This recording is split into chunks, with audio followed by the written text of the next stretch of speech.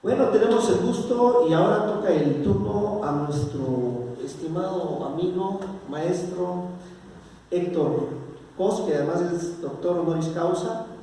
Entonces, hoy estoy entre dos doctores que a bien van a tener ilustrarnos y regalarnos un poco más de sus luces, por lo cual queda el micrófono.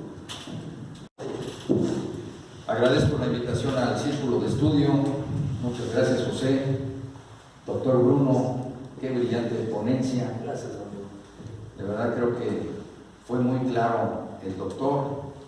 Y bueno, pues trataremos de continuar con este tema que tocó brillantemente el doctor Bruno, este tema de los derechos humanos. Es un tema realmente apasionante. Es un tema que nos preocupa a todos los mexicanos y al mundo entero por su importancia y porque lo vivimos día con día. Realicé una presentación porque estos temas pueden ser tan amplios. Voy a tratar de irme guiando con esta presentación para ir en tiempo y forma con lo establecido. ¿Qué entendemos por los derechos humanos? Los derechos humanos, dentro de nuestra legislación mexicana, son principios de justicia universalmente válidos. Son una necesidad básica y una exigencia social.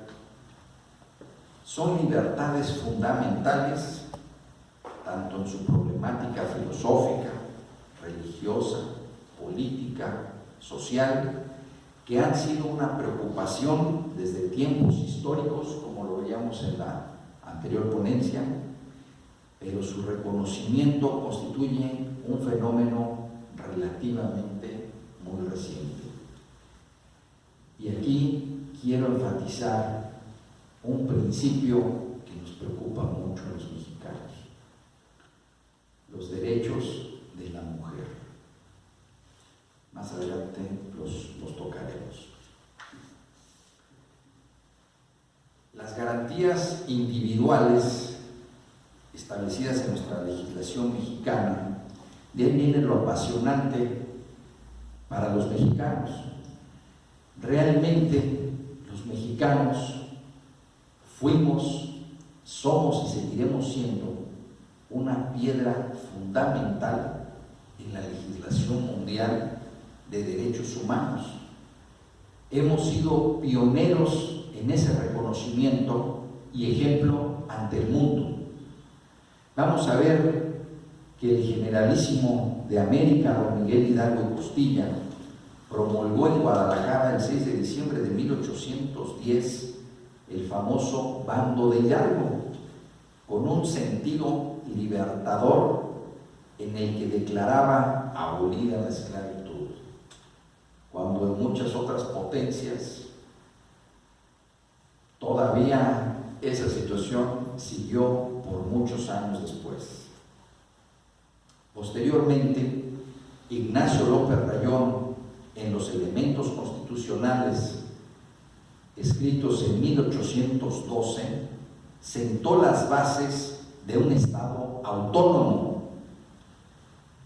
Estas bases fueron las mismas de los sentimientos de la nación del generalísimo Morelos, el cual en 1813 declara que América es libre e independiente, proscribe la esclavitud y la tortura, mismas que hasta la fecha se siguen manifestando. Hemos visto tanto en México como en todo el mundo que estas bases sentadas hace tanto tiempo por grandes pensadores mexicanos, a la fecha la humanidad sigue sufriendo estas dos situaciones: esclavitud y tortura. Posteriormente, en la Constitución de Apatzingán de 1814 se establecen los rubros de igualdad, seguridad, propiedad y libertad, con las ideas insurgentes y libertarias. Vamos a ver que en la Constitución yucateca de 1840, dentro de su marco jurídico, establece el juicio de amparo, que fue una gran aportación de don Manuel Crescencio Rejón. Esta aportación de México al mundo, actualmente la mayor parte de naciones consideran al juicio de amparo, que imagínense desde qué año se le fue a ocurrir a un gran patriota, un gran mexicano, este juicio que es actual y es prácticamente universal. Este juicio de amparo se adopta también posteriormente en la Constitución de 1857, que permite al particular defenderse ante actos de autoridad violatorios de sus garantías individuales. La Constitución Política Mexicana de 1857 consagraba los derechos fundamentales del hombre como base y objeto de las instituciones sociales, estableciendo el catálogo más amplio de libertades, como la consideración de la enseñanza, la imprenta, la industria, el comercio, el trabajo y la asociación. Principios que también posteriormente fueron copiados por muchas otras naciones. La Constitución de 1917, en su capítulo Garantías Individuales, establece los derechos sociales, como el derecho a la huelga, a la organización de los trabajadores, a la propiedad privada.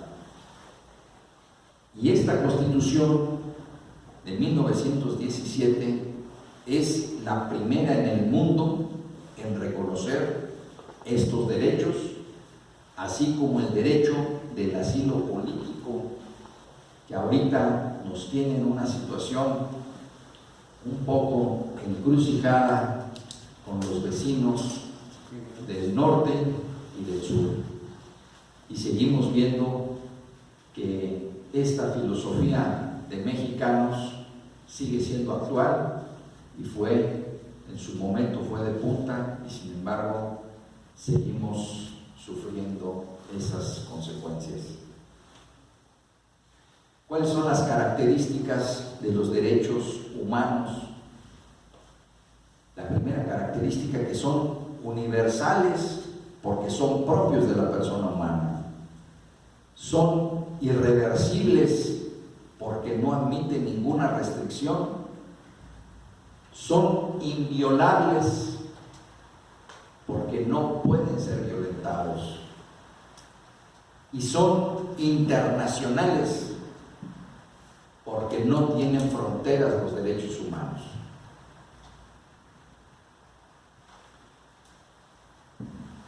Quiero comentar un poco en esta presunción de nuestra Constitución. Quiero tocar un poco algunos artículos de nuestra Constitución mexicana. Como les decía, el artículo primero establece el derecho a la igualdad, prohíbe la esclavitud y la no discriminación. Vemos que nuestros compatriotas que salen a trabajar, a buscarse el sustento de sus familias al vecino país del norte, pues actualmente sufren mucha discriminación. Vamos a ver en el artículo segundo el derecho de los pueblos indígenas y la diversidad cultural. Esa es la base de la riqueza de nuestra nación, la diversidad de nuestras culturas, que desde épocas prehispánicas hemos mantenido hasta la fecha. El artículo 3, que nos habla de la educación, un artículo tan importante y tan controversial también en épocas actuales. No quiero profundizar en él, porque cada uno de estos primeros artículos de nuestra Constitución pues han sido tema de innumerables tesis y de mucho tiempo de estudio cada uno de estos artículos. El artículo 4 de nuestra Constitución establece el tema que les quería tocar anteriormente, la igualdad entre el hombre y la mujer ante la ley. Este tema que también México es de los pioneros. Actualmente, como les comentaba, tristemente muchas mujeres mexicanas siguen sufriendo de violencia, siguen sufriendo feminicidios, y es una situación realmente crítica. Es una situación que los números nos indican que estaríamos en una comparación de países que están o que estuvieron en guerra. Así como el número y espaciamiento entre los hijos que establece este mismo artículo 4, hay países como China que actualmente empiezan a permitir que una pareja, un matrimonio, pueda tener más de un hijo. Pero ¿cuántos años tuvieron los ciudadanos chinos de que su gobierno únicamente les permitía tener un solo hijo? En México se consagra esa libertad y ese espaciamiento. Este artículo 4 también toca un tema que todos necesitamos y que todos requerimos, que es el tema de la protección a la salud, así como el medio ambiente adecuado, una vivienda digna y los derechos de la niñez. Nuestro artículo 5, que establece la libertad de profesión y de trabajo. ¿En cuántos países hasta hace unos pocos años se analizaba las aptitudes de los niños y se les imponía a qué debían dedicarse, a qué debían trabajar? En algunos países, si el papá o la mamá se dedicaban a hacer zapatos, los hijos tenían que seguir esa misma tradición como una obligatoriedad por parte del Estado. En México, pues a partir de estas constituciones que ya hemos comentado, hemos tenido esa libertad. El artículo 6 constitucional establece la libertad de expresión y de información, artículos de gran relevancia en la actualidad, así como el 7 de la libertad de imprenta, el artículo 8 que establece el derecho de petición y el derecho a recibir una respuesta a esa petición.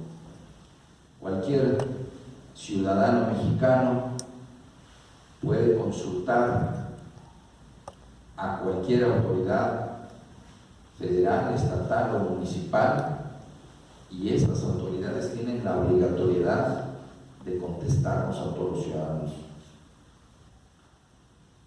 El artículo 9, que establece la libertad de asociación y de reunión.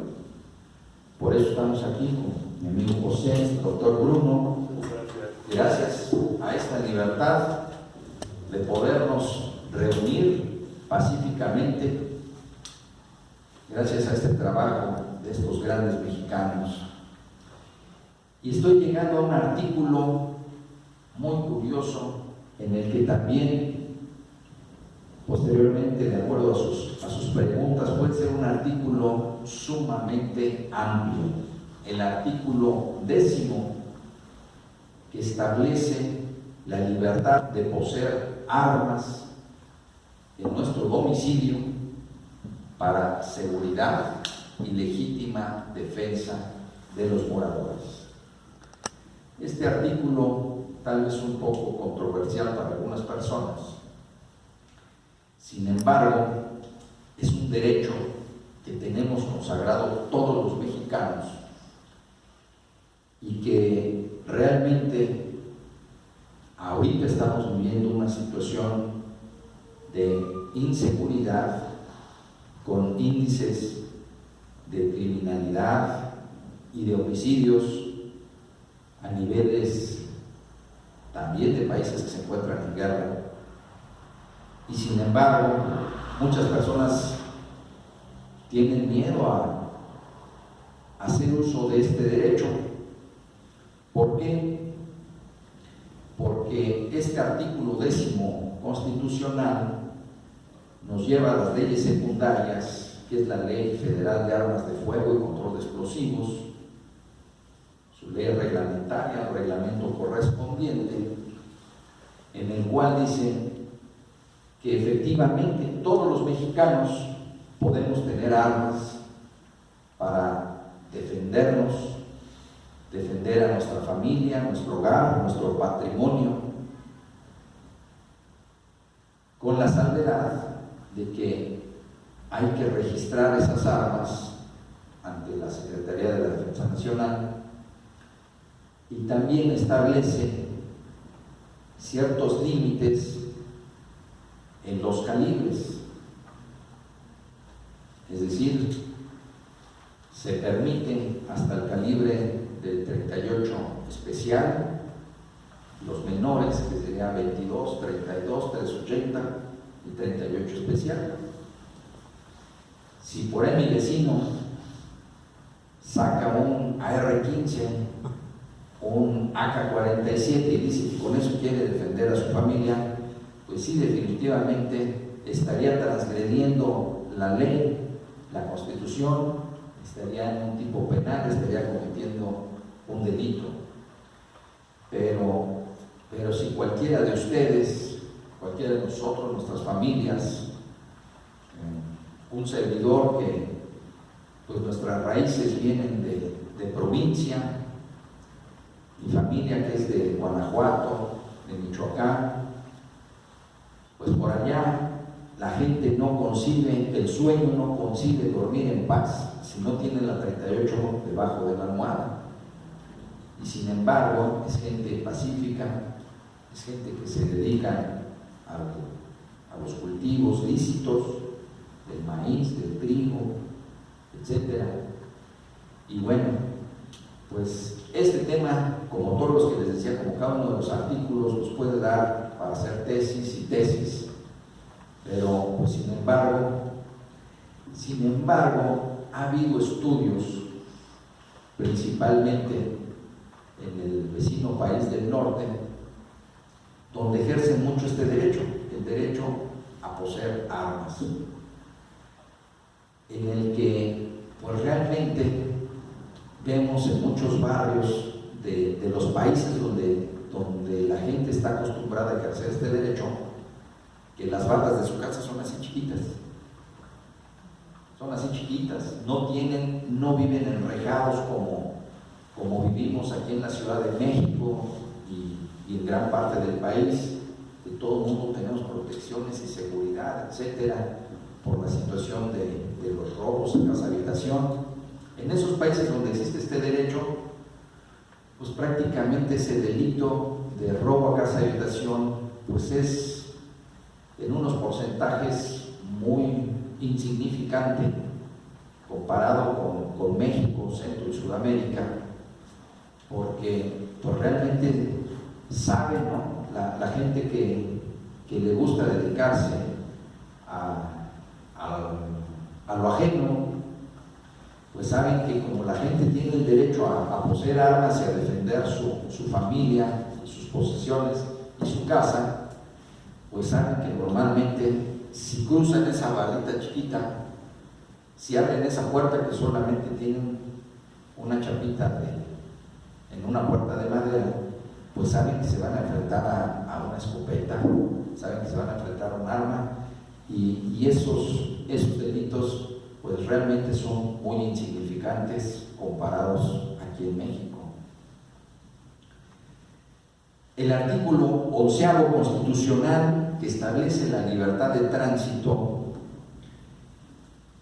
no quiero tocar los ejemplos porque los tocó también el doctor magistralmente con el tema ahorita de la nueva reforma en Tabasco, y que pues sí realmente es un derecho que todos los mexicanos ejercemos y que siempre hemos ejercido, de poder transitar libremente por nuestras calles, avenidas, caminos, carreteras, autopistas, etc.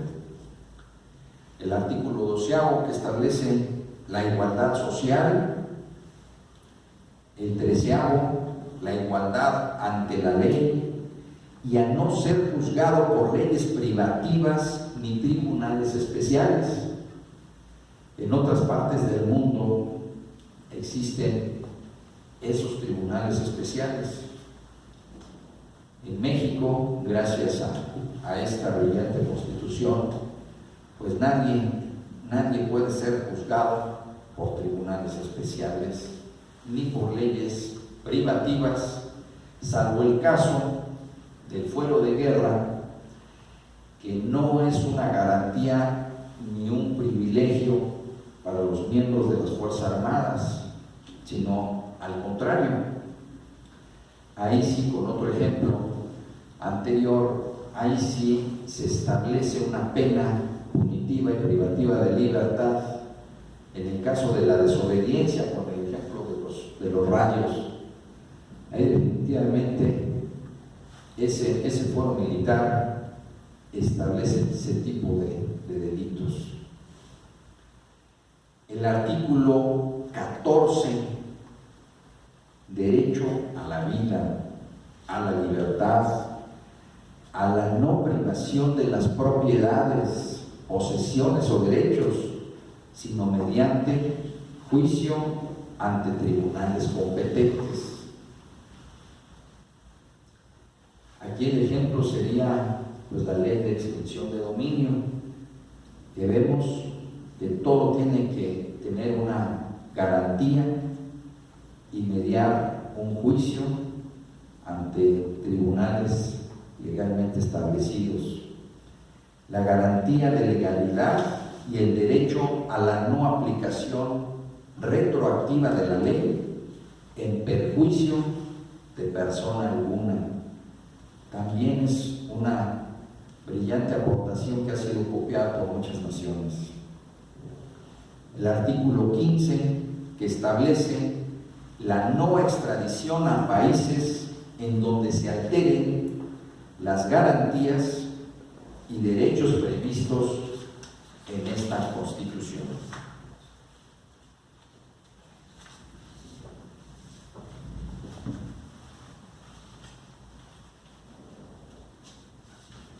Derecho a la seguridad jurídica y derecho a la libertad personal, consagrada en el artículo 16. El 17, derecho a la administración de la justicia. Este 17 establece que nadie en México puede hacerse justicia por su propia mano. Nadie puede hacerse justicia por sí mismo. Para eso tenemos las instancias y las instituciones correspondientes. El artículo 18, derecho de las y los sentenciados en los centros penitenciarios, también tema de grandes tesis que debemos de trabajar, principalmente con el nuevo sistema de justicia penal acusatorio, que parece que ha tenido unas concepciones tal vez o acepciones equívocas en las que pues, muchos delincuentes usan esa famosa puerta giratoria.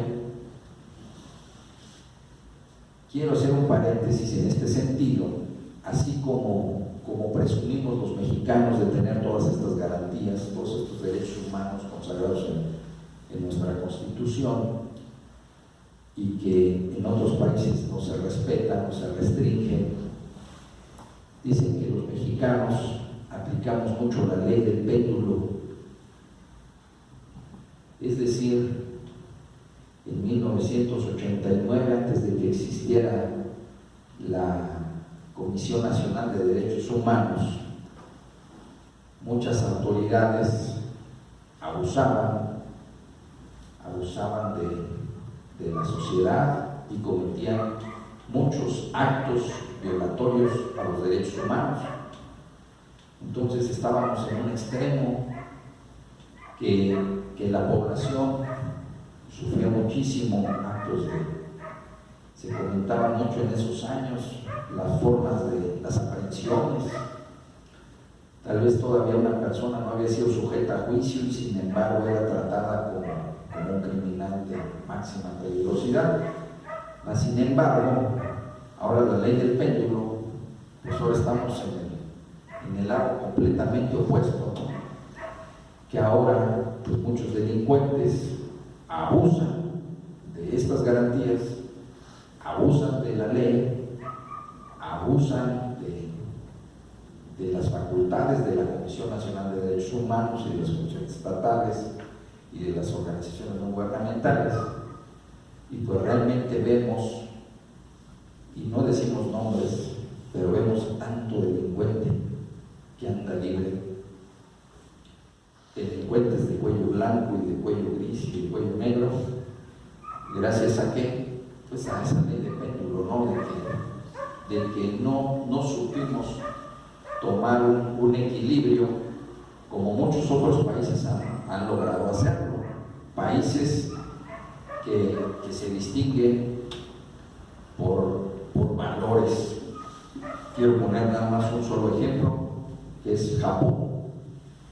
Japón, donde los valores se inculcan en la educación de los niños y donde pues, normalmente no existe esta ley de péndulo, sino existe siempre un equilibrio en el ámbito del derecho y de la justicia. El 19, derecho de las personas a ser juzgadas mediante un proceso y a garantizarle su integridad personal. El 20, derechos de las personas imputadas, derechos de las víctimas y derechos de los ofendidos. Principalmente eso es lo que les quiero decir, de que todos somos seres humanos. Sin embargo, en México, con esa situación del péndulo, parece que se protegen más los derechos de los delincuentes que los derechos de la víctima o del ofendido. Sin embargo, pues están claramente establecidos esos derechos. El 21, que establece el derecho a la seguridad jurídica. El 22, que prohíbe aplicar castigos que atenten contra la integridad física de las personas, las manos al que cometiera algún delito. Eso, como lo decía José, como doctor, pues prácticamente en nuestro país, esa situación, pues en México se torna un tanto absurda, porque pues, nuestras leyes lo prohíben. El artículo 23, que establece las garantías procesales e imposibilidad de que existan más de 3 instancias. En México pues solamente tenemos esas instancias: el juicio, la apelación y el amparo. El artículo 24, la libertad de cultos y la libertad religiosa.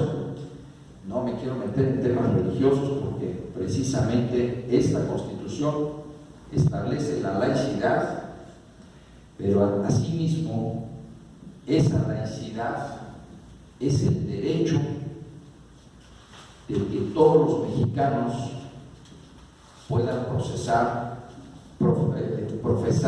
la religión que más les agrade. Es decir, la laicidad establecida en nuestra Constitución no quiere decir una antirreligiosidad, sino por el contrario, establece el derecho que tenemos todos los mexicanos a profesar la religión que más nos agrade. El 25, garantía de desarrollo nacional que sea integral y sustentable y permita el pleno ejercicio de la libertad y la dignidad. El 26, derecho de participación social en el desarrollo nacional. Precisamente este círculo de estudio pues forma parte de esta participación social al desarrollo nacional. Tal vez pueda ser un granito de arena, pero lo es. El 27, derecho a la propiedad. El 28, protección al consumidor contra actividades monopólicas. Igualdad en obligaciones fiscales. El artículo 30, el derecho a la nacionalidad. El artículo 35, los derechos políticos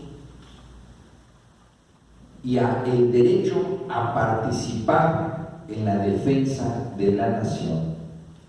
Ese también es un tema y un artículo por demás apasionante, consagrado en nuestro himno nacional, y que definitivamente, si analizamos un poco la historia de México y los hechos bélicos que hemos sufrido los mexicanos desde la conquista,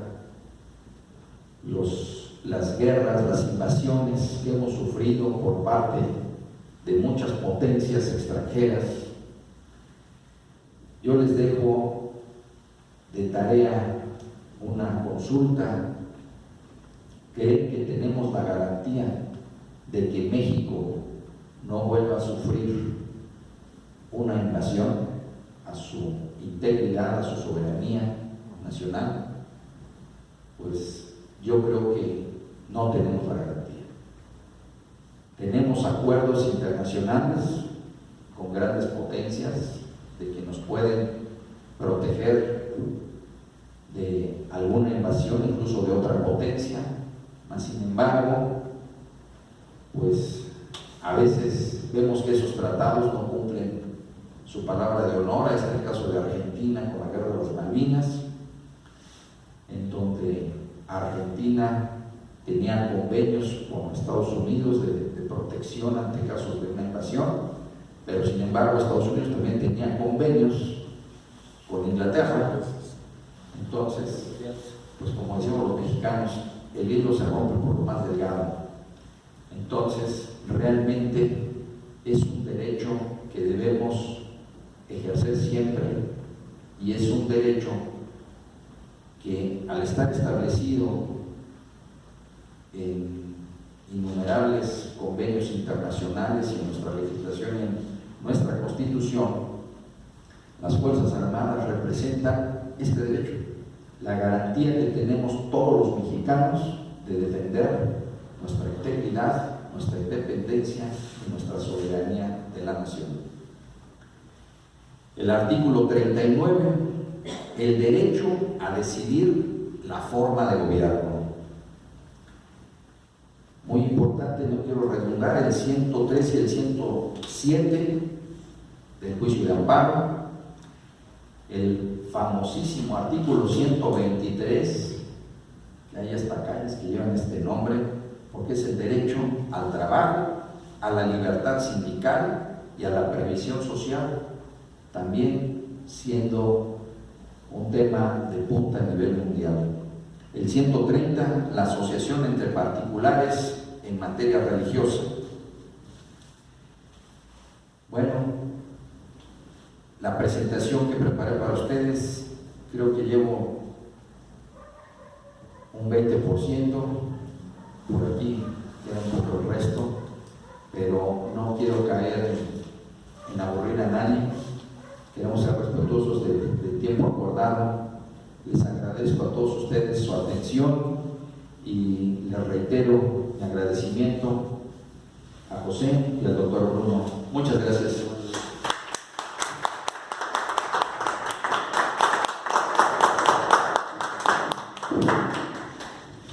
Pues vaya que es grata esta compañía, los doctores, en esta ocasión, con unos conocimientos vastos respecto a los derechos humanos. Sin duda, al compartir este video va a enriquecer un poco la visión a la sociedad, va a aportar algo.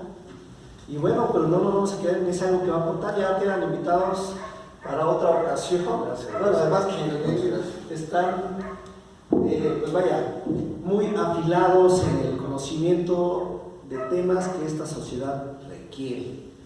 Y bueno, ya hay que guardar ese expediente ahí, doctor. Sin duda, nos vamos a poner de acuerdo, cheque la agenda.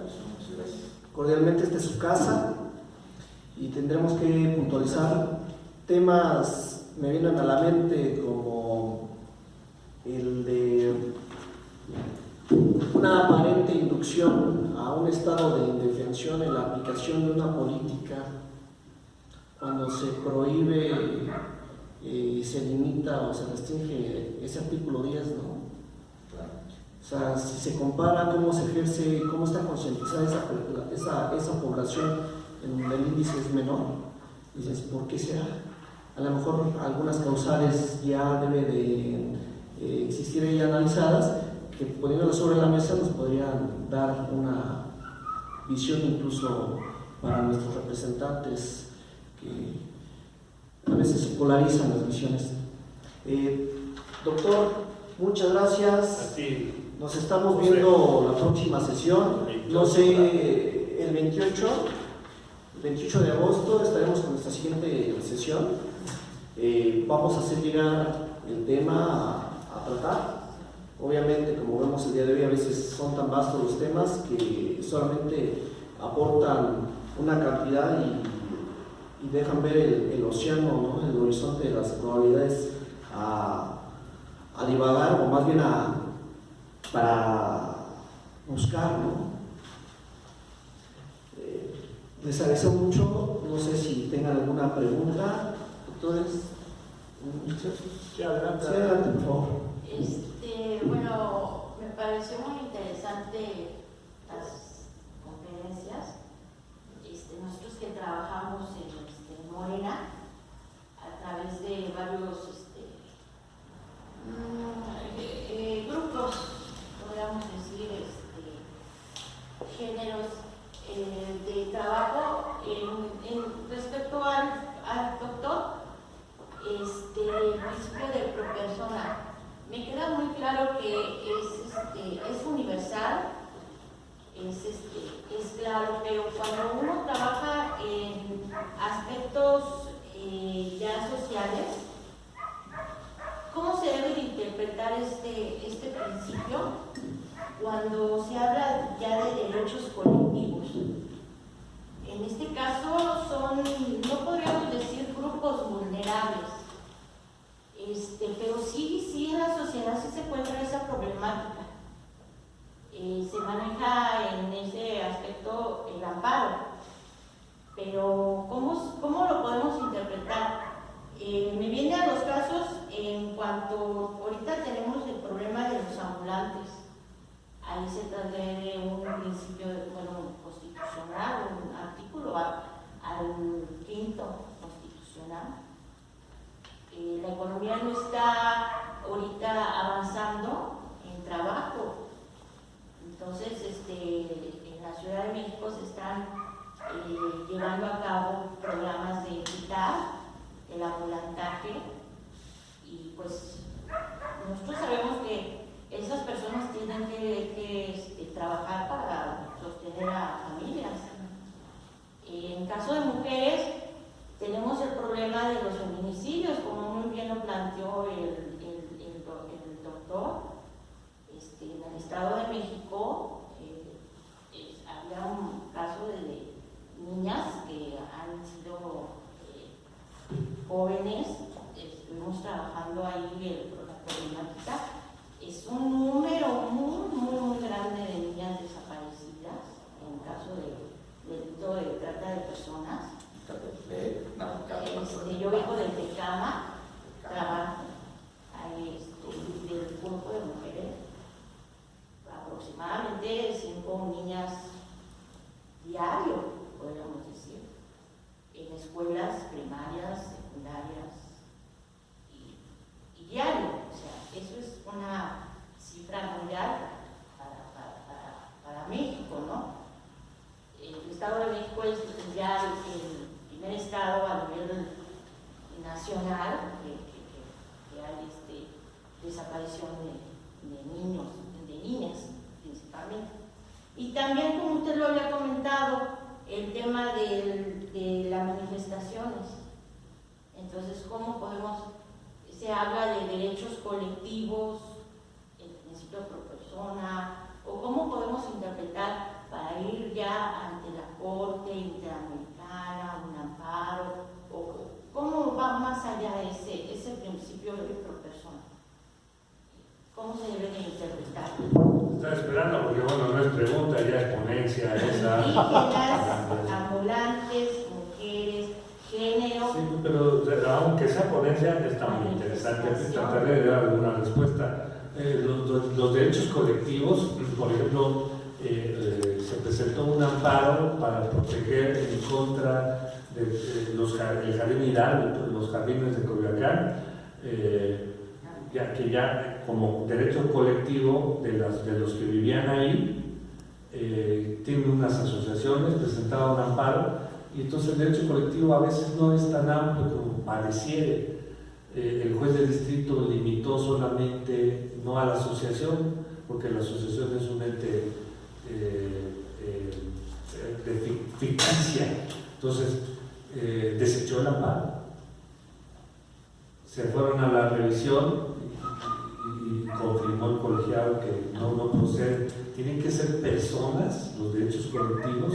Entonces, según el caso que se vaya viendo, los derechos colectivos están muy claramente distinguidos o pareciera que están confusos. Entonces, lo que comentaba yo, sí hay que estudiar los temas, y estos temas los tienen los abogados, no los sueltan así nada más, tienes que pagar honorarios. No es el caso de que yo estoy pidiendo honorarios, no es a pensar. Pero el detalle es que es muy amplio el tema. Tendríamos que tener una compra, que lo podemos hacer con mucho gusto, los derechos humanos y los derechos colectivos, el interés en general, particular, el jurídico, el colectivo, el amparo. ¿Cómo se interpreta ahora el interés en el amparo? Ya es distinto, no sé si has entrado a ese estudio. Luego los temas de trata de personas, los temas de feminicidio, ¿no? O sea, que son muy amplios los temas, pero sí, pero los derechos colectivos no se manejan idénticamente que el pro persona, porque son distintos, es de una comunidad y tiene distintas reglas. Entonces, yo te diría que los separaras, y ahora que tengas la oportunidad de ver las tesis aisladas en jurisprudencia de la Corte, ya distinguirás con mucha claridad, lo distingue la Corte, cuáles son los derechos colectivos y cuáles son los de la persona como única, como una. Porque ya cuando se trata de varias personas hay que ver hasta dónde se alcanza el aplicar el por persona. Es un poco complicado, lo acepto, pero está bien distinguido tanto en la teoría como en la práctica de las tesis. Pero sí es un poco largo la respuesta, ¿eh? Sí, es, en realidad son varios temas que trataste. Y discúlpame, no ampliarnos tanto, pero nos llegaríamos otro rato, otra hora. Entonces, digo, más que Sí, en este caso sí se maneja ahí en la organización. El ambulantaje principalmente es amparo por persona. Pero está resuelto lo de los ambulantajes, ¿eh? A ver, ¿qué es el derecho colectivo? Hay que distinguirlos. ¿Cuáles derechos tienen? Porque no tienen derechos nada más así, hay que ver qué derechos tienen. Y se ha resuelto que se les pone un inmueble y no lo aceptan, porque no venden igual. Entonces, hay algunos temas ya resueltos y ahí se han ahondado. Y finalmente no son colectivos esos derechos. Pareciera que sí, pero no son colectivos. Por ejemplo, no cabe duda que un municipio que es agresivamente inundado de algún, digamos, de gas y que pueda explotar, bueno, tiene intereses colectivos sobre la fábrica que está en ese municipio para que el juez de distrito tome acciones para que no explotara y se lleve a la muerte a algún. Bueno, esos son derechos colectivos. En fin, habría que distinguir con mucha claridad. Con mucho gusto lo preparo, no vengo preparado, es un tema largo, amplio, preciso, pero no hay ya mucha confusión sobre el tema. Algunos temas parecen que son colectivos, no lo son, son personales. Las manifestaciones que se quieren regular con penas altas en algunos estados no son colectivos. No son colectivos, son pro persona. Son personas a las que les va a afectar. Cuando se habla de asociaciones, era lo que se planteaba. No creo que sean colectivos. No creo que sean colectivos, pero con mucho gusto en lo personal te hago llegar la información y con mucho gusto también aquí lo preparamos. Maestra José, si tú hicimos. Muchas gracias, sí. Y bueno, y además tendremos tiempo porque vamos a trabajar sobre la tesis. Sí, gracias. Algo más que quieras tú después. Perfecto.